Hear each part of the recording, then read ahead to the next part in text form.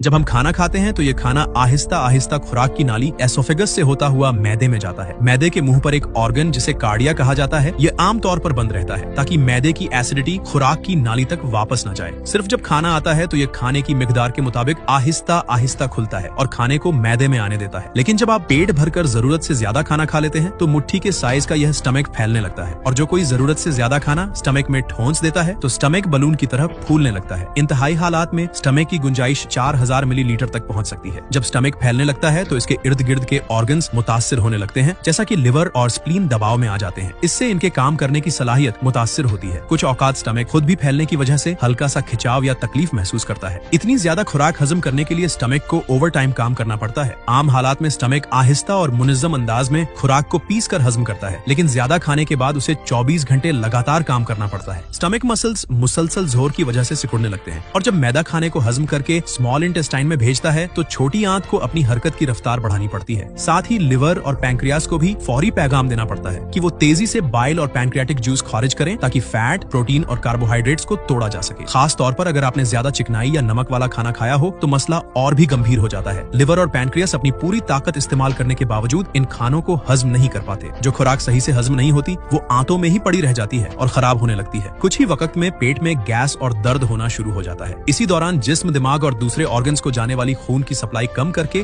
Digestive system को ज्यादा खून भेजता है। इससे दिमाग को खून की कमी हो जाती है, जिससे आंखें भारी और थकावट महसूस होती है और न ही चलने को दिल करता है। इस तरह की वीडियो पर रिसर्च बहुत होती है, तो नेक्स्ट पार्ट आपकी डिमांड पर होगा।